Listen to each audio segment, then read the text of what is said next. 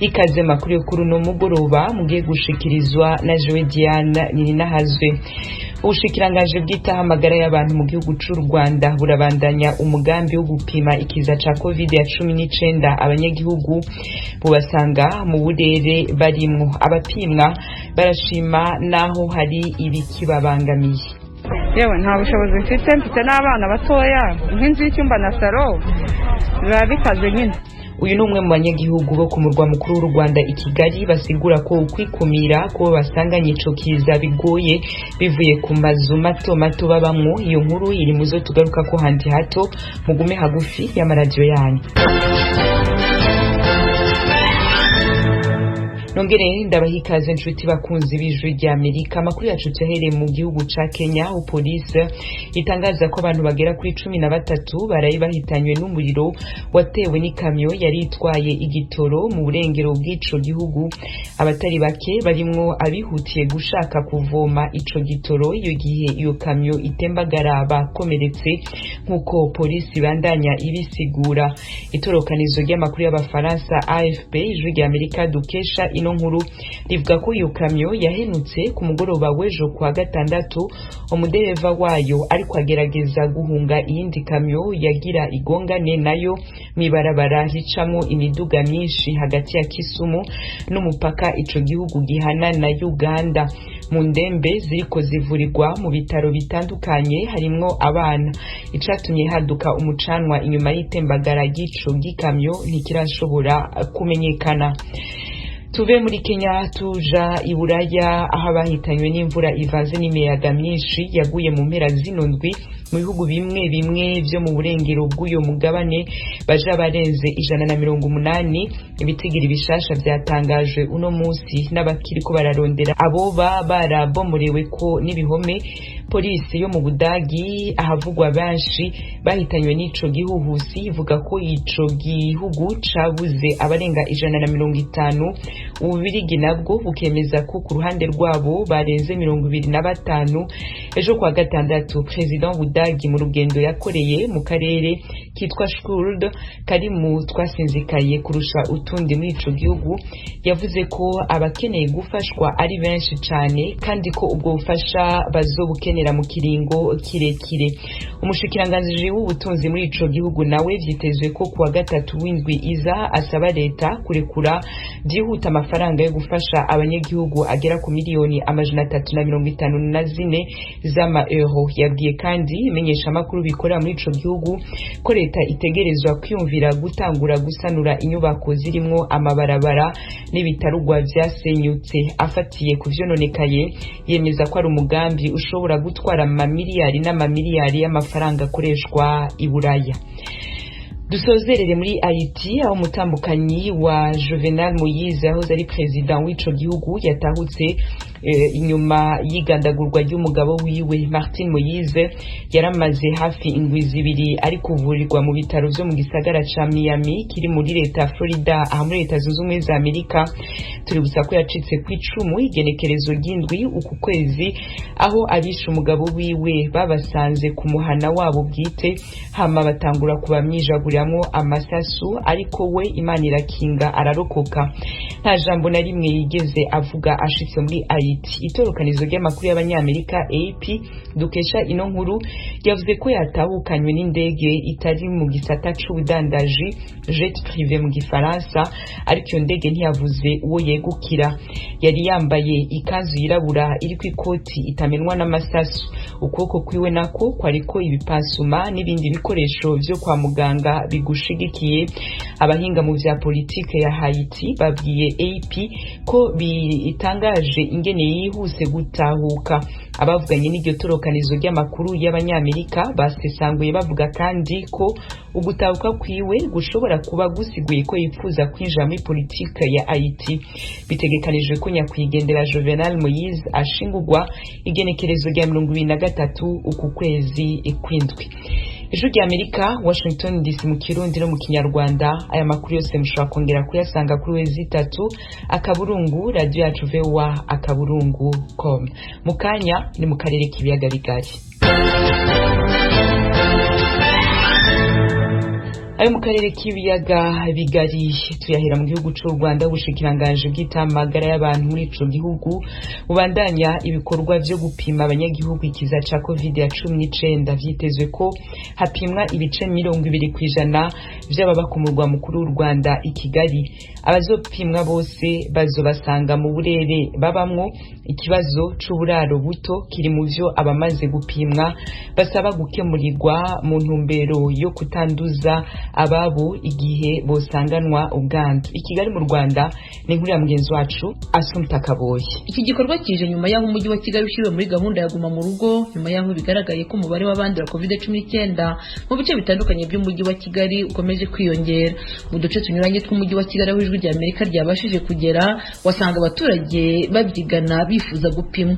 Ikibazo cyagaragaye ni cy'abaturage bagiye bapimwa bakagaragara ko banduye, bagahisha bagenzi babo cyangwa se abo babana ko banduye. Uyu mubyeyi twasanze mu murenge wa Nyarugunga mu karere ka Kicukiro yari yishimiye igisubizo ahawe cy'uko ari muzima nyuma y'uko yabanaga n'uwanduye COVID-19 atabizi. Nahise ubwoba, yaraje arabiduhisha tukajya dusangira nawe tukaryamana, tubimenya nyuma kandi uwo musize mu nzu yaraje kandi n'umukobwa ukiri mutoya arabiduhisha akajya asangira n'abana ku icupa ry'amazi natwe tukaryamana. Kombi aje yize kandi ayifite, abizi ko ayifite. Asi wanjye ndamwakira.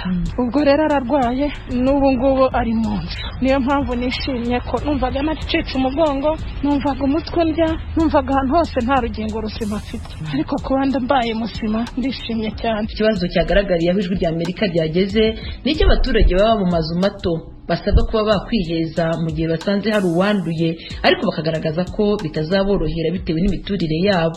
Uyu ni umwe wavuganye n'ijwi rya Amerika wo mu murenge wa Rusororo mu karere ka Gasabo mu mujyi wa Kigali. Yewe nta bushobozi mfite n'abana batoya kandi tuba mu nzu zitatu nk'inzu y'icyumba na salo, biba bikaze nyine nta kundi nyine dinzi. Usibye abaganga bari muri iki gikorwa cyo gupima abaturage, izindi gahunda zirimo gushyira abaturage ku mirongo, kubigisha akamaro ko kwipimisha birakorwa n'abandi bakozi ba leta batarimo gukora muri ibi bihe. Madame Ingabire Nkusi Josine asanzwe akora muri Minisiteri y'Ibikorwa Remezo, ari mu baje gufasha abaturage bo mu murenge wa Rusororo. Yatubwiye icyo bakorera umuturage basanze arwaye kandi afite amikoro make, atamuha ubushobozi bwo kuba yakuzuza ibisabwa byose kugira ngo atanduza bagenzi be. Kubashiramo iyo tumusanze ari pozitifu, hari umuti w'ibanze babanza kumuha. Iyo turangije kuwumuha tujya kureba iwe ahatuye, ese azabona icyumba agomba kubamo wenyine, ibyo tukabireba. Ese ibyo kurya bazabibona niba ari shefu wa famiye ari utunze umuryango. Hanyuma hari ibyo kurya leta yateganyije ku bantu dusanganye iki kibazo kandi bari basanzwe barya ari uko bagiye gukora. Ibyo nabyo birahari.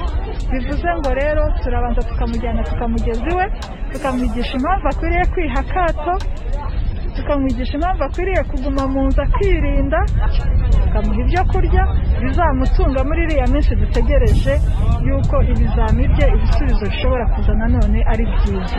Tujya kureba uko yaramutse, uko ogisijene yihagaze, uko abo mu rugo bameze, niba atabanduje, niba akomeje kwiha akato. Tugenda tubasura umunsi ku munsi tukabikora raporo. Abaturage barimo gupimwa COVID-19 batoranijwe n'ubuyobozi bw'akagari bufatanije n'ubw'imidugudu, bagiye batoranywa bagenda basimbuka urugo, bagafata urugo bagasiga urukurikiyeho, bagafata urundi, hagapimwa kandi umuntu wese urengeje imyaka 18. Imibare yavuye mu bipimo byakorewe mu mujyi wa Kigali ntiramenyekana, ariko Minisiteri y'Ubuzima yarayisohoye itangazo rigaragaza ko abantu 1997 aribo bantu bashya banduye COVID-19. Bigaragara ko abanduye biyongereyeho 1000 mu bari basanzwe basohorwa buri munsi n'iyi minisiteri. Mu banduye ku munsi w'ejo bagera ku 2000, abasaga 1300 nabo mu mujyi wa Kigali. Bikaba bisobanura imibare mishya yarayivuye mu tugari twapimwe ku munsi w'ejo. Kugeza uyu imibare itangazwa na Minisiteri y'Ubuzima igaragaza ko abantu 54,449 ari bamaze kwandura COVID-19, bari 38,158 bamaze gukira, abagera kuri 638 bamaze guhitanwa n'iyi ndwara. Asumta Kaboyi, ijwi rya Amerika i Kigali. tukivuga ku vya COVID-19 mu karere ka Afrika y'ubuseruko, abashakashatsi muri Uganda babandanya kurondera ingene ikikiza cotuzwa hakoreshejwe ibiterwa bitandukanye inyuma yaho ikigo ca leta kijejwe imiti muri ico gihugu NDA yacemereye umuti wakozwe n'umwarimu wo muri kaminuza ya Mbarara. Abandi bashakashatsi muri kaminuza ya Gulu iri mu majaruguru ya Uganda nabo bakoze uwundi muti uje batanguye kugeragezwa. Umenyesha makuru y'Ijwi Amerika i Kampala muri Uganda Ignatius Bahizi yaduteguriye inkuru ikurikira. Ikigo cya leta gishinzwe imiti mu gihugu National Drug Authority NDA kivuga ko hari imiti y'amoko 3 imaze gukorwa n'abahanga mu bigo by'ubumenyi bitandukanye mu rwego rwo gushaka igisubizo cy'icyorezo cya COVID-19 gihangayikishije isi yose. Uganda ni kimwe mu bihugu bya Afrika byibasiwe n'iyi ndwara. Kugeza ubu imibare y'inzego z'ubuzima akabigaragaza ko abantu barenga 2,000 bamaze guhitanwa na COVID-19. Ayo moko 3 y'imiti arimo uwa Covidex wakozwe na Profeseri Ogwang Patrick wo muri kaminuza ya Mbarara, UBV01N wakozwe n'abahanga bo kuri kaminuza ya Makerere bafatanije n'ikigo cya leta gishinzwe ubushakashatsi ku ndwara za virusi ubu urimo kugeragezwa mu bantu, hamwe na Covidex-1 urimo gukorwa na kaminuza ya Gulu mu majaruguru y'igihugu. Kugeza ubu umuti wa Covidex niwo wonyine uri ku isoko, indi iracyari mu igeragezwa. Abias Rwamwiru, umuvugizi w'ikigo cya leta gishinzwe imiti NDA, yatangarijwe Ijwi ry'Amerika impamvu Covidex yemerewe gukoreshwa mbere yuko inyura mu nzira zose zemewe. A herbal medicine can be used before clinical trials with caution. Umuti wo mu bimera gakondo wemererwa kuba wakoreshwa mbere yuko ugeragezwa mu buryo bwemewe, ariko ugakoreshwa no kwigengesera kandi uzirikana ko utavura. Niyo mpamvu tuvuga ko wakoreshwa kunganira ubundi buvuzi. Wibuke ko ukorwa mu bimera abasogokuruza bari basanzwe bakoresha kuva kera bivura ibibazo by'indwara zitandukanye. Igituma twe nka NDA tubigiramo uruhari nuko tuba dushaka guhamya ko ari nta kibazo watera ku magara. Ushobora gukoresha imiti ya gakondo iwawe mu rugo nk'uko bisanzwe, ariko iyo bigeze ku cyo gukora umuti mu bwinshi kugira ngo ukoreshwe na rubanda rugari, aho biba bisaba ko tubigiramo uruhare rukomeye kugira ngo twemeze ubuziranenge bw'uwo muti. So that's what we want to determine. NDA ivuga ko Uganda iri mu bihugu bya mbere byifashisha ibimera gakondo mu gutunganya imiti ifasha abanduye COVID-19. Ishami ry'umuryango w'abibumbye ryita ku magara y'abantu OMS byo rivuga ko hari ibindi bihugu byo muri Afrika byatangiye ubushakashatsi nk'ubwa Uganda. Muganga Solome Okwale akorana n'uwo muryango hano muri Uganda. We know that 9 countries are looking into this: Benin, Botswana, Cameroon, Congo, Gabon, Ghana, Kenya, Nigeria and South Africa. And in phase 2 ibakabikiye mu gice cya mbere, Uganda yageze mu gice cya kabiri cy'ubu bushakashatsi. OMS yisunze gufasha Uganda mu bushakashatsi kuri iyo miti yo mu bimera bya gakondo ishobora kuvura COVID-19. Ni igihugu kimaze gutera intambwe nziza mu gushyiraho uburyo bukwiye bwo gusuzuma imiti ya gakondo no kuyishyira ku isoko. Kandi OMS ifatanyije n'ikigo cya Afurika gishinzwe kurwanya no gukumira indwara twashyizeho uburyo n'amahame byo kuyobora ibihugu mu gukora imiti yo kuvura COVID-19. Mu bihe bishize Perezida Museveni yagiye anenga abanyafurika bafite ubumenyi bwo gukora ibintu bitandukanye birimo n'imiti, ariko bakazinga amaboko bagategereza abanyamahanga kubakorera ibyo bakeneye byose. Ati iyo ni imyumvire y'ubucakara. Muri Afurika niho ubushakashatsi ku miti yo mu bimera bya gakondo bugomba gukorerwa kuruta ahandi hose, kuko aka gace k'isi duherereyemo gakikijwe na buri kimera cyose wakenera gukora imiti. Ubu buvuzi bw'imiti ya gakondo bwatunze basogokuru bugomba kongerwa agaciro biciye mu bumenyi kugira ngo tububungabunge. So to improve on them and preserve their use. Museveni wahagurukiye ibyo guteza imbere ubumenyi mu guhanga, yizeza inkunga y'amafaranga atubutse leta igiye gushora mu bintu byo guhanga imiti. Mu cyumweru gishize yatangije uruganda rugiye gutangira gukora imiti ivura indwara zitandukanye hamwe n'urukingo rwa COVID-19. Umuvugizi wa NDA Abias Rwamwiru avuga ko 70% ry'imiti ikoreshwa mu gihugu ituruka hanze. I think Uganda is taking a right path with all our scientists and researchers. Ati ndibaza ko Uganda irimo kuyoboka inzira nziza ikoresheje abahanga bayo yo kuvumbura no guhanga imiti itandukanye, akaba bishobora kuzadufasha mu kugabanya imiti tugura hanze. ubu 70% y'imiti dukoresha mu gihugu ituruka hanze, bivuze ko ubu bushakashatsi ku miti itandukanye ari bwiza ku gihugu kandi biduhesha ishema kubona abahanga bacu ari bo bafashe ya mbere mu karere kose mu gushakira igisubizo icyorezo cya virusi duhanganye na this current viral infection. Minisiteri y'ubuzima igaragaza ko imibare y'abandura COVID-19 n'abihitana mu gihugu itangiye kugabanuka. Ibi babikesha gahunda ya guma mu rugo yo kumara iminsi 42 ubigeze mu cyumweru cya 4. Ignatius Bahizi, Ijwi ry'Amerika, Uganda. Ijwi ry'Amerika, Washington DC mu Kirundi no mu Kinyarwanda. Turabandanya n'amakuru tubafitiye mu karere k'ibiyaga bigari. Mu Burundi leta iherutse gushiraho umugambi wo gufasha abaganga baheza amashure kuja ku rugero rumwe na bagenzi babo mu bihugu vyo mu karere kugira ngo batange umwimbu mwiza. Uyo mugambi ufashwe mu mugongo n'igihugu c'u Holland, ukaba werekeye amakaminuza 3 akomeye mu gihugu afise ibisata vy'ubuganga, harimo kaminuza yegukira leta. Ibindi kuri no nkuru numenyesha makuru wacu Eloge Wirikaneza. Umugambi witiriwe nishe ya 240 uri mu rukurikirane rw'ibintu byinshi leta yashizeho mu gushira ku rugero rumwe inyigisho zitangwa muri za kaminuza kugira zise n'izibindi bihugu kandi zigezweho. Mu gisata c'ubuganga uyu mugambi ushikiwe n'igihugu c'u Buholande wakozwe habanje kuba ivyigwa vyerekana neza uko umuganga w'umurundi yo kwiga kanonosora ivyigwa ku buryo n'abanyagihugu bahagirira koyoko.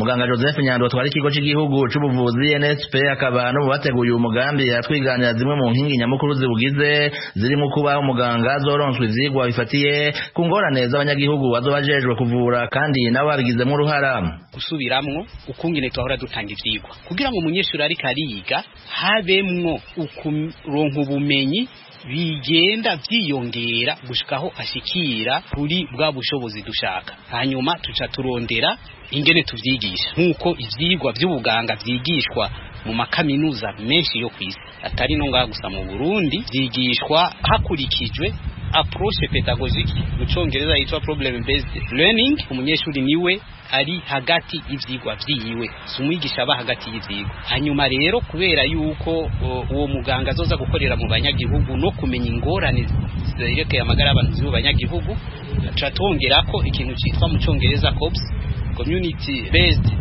education and service, nukuvuga yuko ubu kwigisha umuganga kumwigishiriza gusa mu amphithéâtre na communauté itegezwa kumwigisha kubera ni hazoza gukorera azingorane zawo. Ya kabiri nuko ivyo bijana cyane n'ikintu cyitwa assurance qualité et bonne gouvernance. Tuwero twashyizeho amaserire ya assurance qualité mu faculté na bonne gouvernance.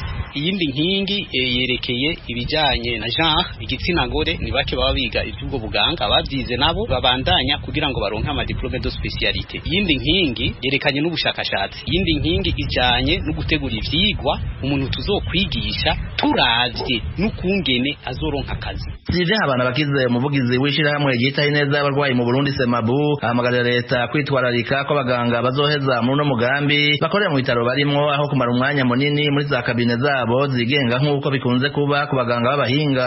Umugambi we ni mwiza mugo niwe shaba nk'abandi tubura kandi tubabona ya semestre specialist babona ko ari induruga tubatore mu bitaro vya leta, usanga baboneka imyanya minini mu bitaro vyabo prive. Rero usanga abanyokuru bacu babaruguru badafise uburyo bashobora kwaronka kandi babagwaye babakeneye. Umba nawo bandi bo baforme ubumenyi babahawe n'igihugu babaforma kugira ngo baje ugwego baje gusahiriza abaganga bari bake maze bafata imyifato nk'iya abandi tubona kwitabere taduhimbara bace baja ku kivi bakore baca baje kugira amakabina yabo inyigisho bahawe bazikamisha amahera y'umurengera. Tusanga n'abafisa mikoro make nabo bica bibagora kubatora, ntibabe nk'abamedecin specialiste tubura ku bitaro vya leta, ugasanga bakiye nk'abantu 3 gusa 5 mugabo basanga iwabo na 35 barabakira. Umuyobozi wa kaminuza y'u Burundi Sanctus Niragira yemeza ko atankeka azoba impinduka mu bijanye n'ingene abagwayi bitabwaho, gusa yibutsa ko hasigaye iminsi itari mike kuko abanyeshure batanguranye n'uyu mugambi bakiri mu wa kabiri. Imigambi bene iyi irafata umwanya kugira ngo bishikire abenegihugu bose, ariko murumva yuko icyo kibazo cyafashwe nka nkama kandi ko amayuniversite yacu na cyane cyane ibyo bisata bijejwe gutunganiriza abo benegihugu biri ku kivi. Murumva ko turiko turigisha abanyeshuri bacu kugira ngo bashobore gutorera inyishu izo ngorane ni ukuvuga muvuze ati bagiye kuronka agahengwe kuri ivyo kuba twihuse tuvuze ko ejo bazoba baronse agahengwe ariko murumva yuko abanyeshuri bahereye mu wa mbere biga bakoresheje ubwo buryo ubu ntihenze bageze mu mwaka wa kabiri aho bazorangiriza ayo mashure twizeye neza ko tuzoba dufise abaganga abavuzi bafise ubuhinga n'ubumenyi bukomeye cyane. Uyu mugambi werekeye amakaminuza 3 ari mu ya leta hamwe na kaminuza 2 z'abigenga. Uburundi kiracari mu bihugu bifise abaganga bake baba abahinga canke abaganga bavura indwara zose muri rusangi bazwi nk'abageneraliste mu Gifaransa. Mu kigo cawo ni c'itamagara y'abantu OMS kivuga ko abaganga bari hagati ya 2 na 3 badahagije ku bantu 1000 muri ico gihugu ho ico gitigiri c'abanyagihugu bakurikiranwa n'umuganga ari musi y'umwe muri rusangi. Eroje uri kaneza Ijwi rya Amerika. Ijwi rya Amerika uno munsi kwa Mungu turasozera indwi twari twahariye isabukuru y'imyaka 25 iheze igisata c'ikirundi n'ikinyarwanda ca radio yanyu gitanguye kubashikiriza ibiganiro n'amakuru nkuko mwagiye muravyumva muri nondwi yose twarahaye akanya impande zitandukanye aho zagiye ziragaruka kuco zigona ku bikorwa vyacu vyo kuva mu 1996 mu gusozera inondwi twashimye kubisozerana n'amenyesha makuru bacu batacemerewe gukorana natwe mu Burundi kuvaho leta yugariye FM zacu. Mubo natumiye harimo Jean Bosco Ndarurinze yahoze adukorera mu ntara zitandukanye z'u Burundi na cane izo mu buraruko hamwe na Diane Ndonse we yakorera ahanini ku murwa mukuru w'ubutunzi i Bujumbura. Baragaruka ku ntambamyi bahuye nazo igihe bari bagikorera Ijwi rya Amerika nico ahanini ino radio yanyu yabunguye mu mwuga wabo. Jewe byarangiriye akamaro cyane gukorana n'Ijwi rya Amerika. Twakoranye ivuye mu radio ikorera ngaha mu Burundi, nkora mu Kirundi no mu Gifaransa, ariko ngiye mu Ijwi rya Amerika nkora mu Kirundi gusa. Ni byashotse binyorohera gose gushira ingufu ku rurimi rumwe gusa, kandi ari radio nk'iyo hari ibintu nize cyane, haba mu buryo bwo kwandika amakuru neza, kwandika amakuru mu Kirundi ciza. Hari n'ikindi nahigiye cyane kijanye no gukora inkuru z'umwimerere, byarafashije cyane gutera imbere mu mwuga, kuwukora neza no mu kungura ubwenge ingene umuntu ashobora gukora amakuru neza. Kuko amaradiyo nkayo sico kimwe n'iradiyo ziba zisanzwe zikora ngaha mu gihugu, aho inkuru igarukira ngaha mu gihugu iwacu gusa. Hariho n'ikindi nashoboye kumenya Uburundi, narose akaryo ko kumenya Uburundi cane mu ntara zitandukanye, kumenya abarundi ingene babayeho. Urashobora kuba mu gihugu mugabo utazi nabo mubana burya, mugabo narose akaryo ko kumenya abarundi ingene babayeho, kumenya ibibazo bitandukanye by'abarundi, kumenya icyo abarundi burya ko ibyo bashoboye no kumenya icyo bakeneye. Nararose umwanya wo kubabamo cyane rwose. Hama no gukorana n'Ijwi rya Amerika nyine hari byinshi nyine byanyunguye, haba mu bijyanye kuko murabona nk'abantu mukorana mutari ku masaha amwe. Akaba isaha indwi no mu Burundi, akaba ari mu gatondo hiyo i Washington, twe tugeze kuryama namwe mukaba mutanguye akazi. Donc gukorana n'abantu mutari ku masaha amwe n'ubundi burambe bw'akazi nariko ndunguka cyane. Bituma ukora no kuri gukora kuri pression, gukorera kuri gukora wihuta, biri mu byatumye ngira nabyo ari ubundi burambe kuri kazi nunguka cyane.